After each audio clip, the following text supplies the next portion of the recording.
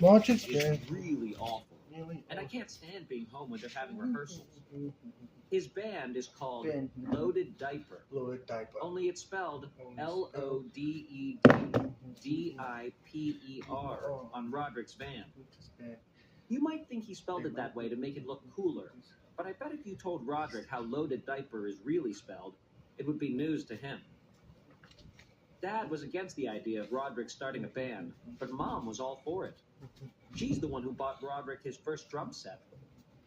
I think Mom has this idea that we're all going to learn to play instruments and then become one of those family bands like you see on TV. Dad really hates heavy metal, and that's the kind of music Roderick and his band play. I don't think Mom really cares what Roderick plays or listens to, because to her, all music is the same. In fact, earlier today, Roderick was listening to one of his CDs in the family room, and Mom came in and started dancing.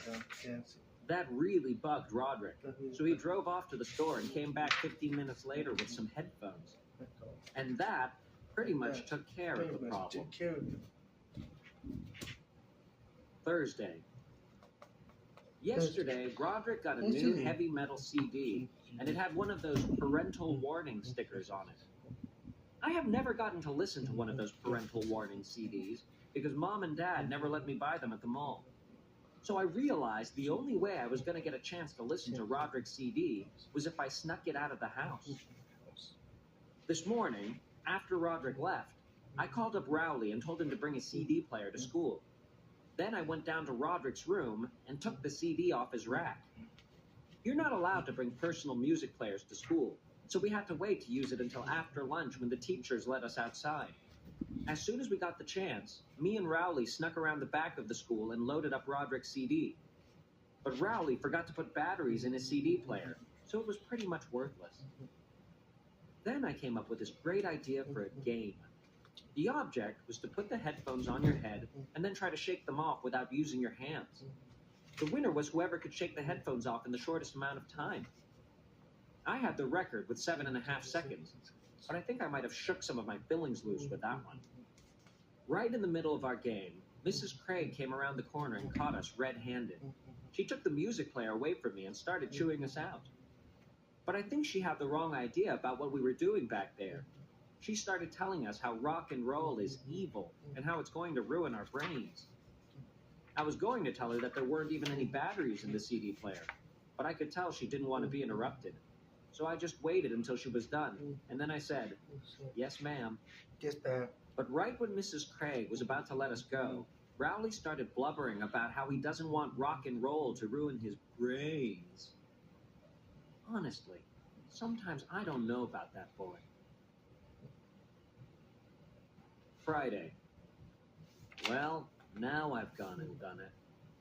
Last night, after everyone was in bed, I snuck downstairs to listen to Roderick's CD on the stereo in the family room. I put Roderick's new headphones on and cranked up the volume really high. Then I hit play. First, let me just say I can definitely understand why they put that parental warning sticker on the CD. But I only got to hear about 30 seconds of the first song before I got interrupted. It turns out I didn't have the headphones plugged into the stereo, so the music was actually coming through the speakers, not the headphones. Dad marched me up to my room and shut the door behind him. And then he said, "Let's you and me have a talk, friend." Whenever Dad says friend that way, you know you're in trouble. The first time Dad ever said friend like that to me, I didn't get that he was being sarcastic. So I kind of let my guard down. I don't make that mistake anymore. Tonight, Dad yelled at me for about 10 minutes, and then I guess he decided he'd rather be in bed than standing in my room in his underwear.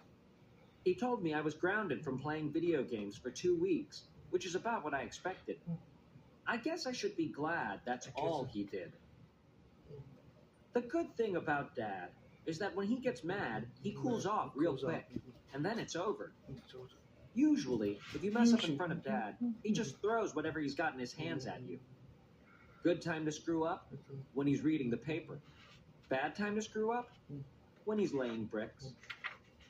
Mom has a totally different style when it comes to punishment. If you mess up and Mom catches you, the first thing she does is to take a few days to figure out what your punishment should be. And while you're waiting, you do all these nice things to try to get off easier. But then after a few days, right when you forget you're in trouble, that's when she lays it on you. No video games for a week. Monday. This video game ban is a whole lot tougher than I thought it would be. But at least I'm not the only one in the family who's in trouble. Roderick's in some hot water with Mom right now, too. Manny got a hold of one of Roderick's heavy metal magazines, and one of the pages had a picture of a woman in a bikini lying across the hood of a car. And then, Manny brought it into daycare for show and tell. Anyway, I don't think Mom was too happy about getting that phone call. I saw the magazine myself, but it honestly wasn't anything to get worked up over. But Mom doesn't allow that kind of stuff in the house. Roderick's punishment was that he had to answer a bunch of questions Mom wrote out for him. Did owning this magazine make you a better person? No. Did it make you more popular at school? No. No.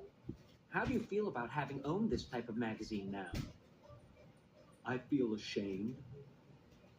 Do you have anything you want to say to women for having owned this offensive magazine? I'm sorry, women. Wednesday. I'm still grounded from playing video games, so Manny has been using my system. Mom went out and bought a whole bunch of educational video games, and watching Manny play them is like torture. The good news is that I finally figured out how to get some of my games past Rowley's dad. I just put one of my discs in Manny's Discovering the Alphabet case, and that's all it takes. Thursday. At school today, they announced that student government elections are coming up. To be honest with you, I've never had any interest in student government. But when I started thinking about it, I realized getting elected treasurer could totally change my situation at school. Nobody ever thinks about running for treasurer, because all anyone ever cares about are the big ticket positions, like president and vice president.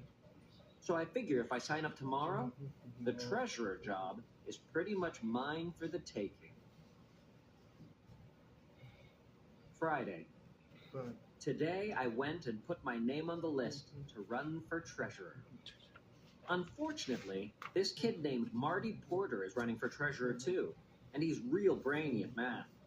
So this might not be as easy as I thought.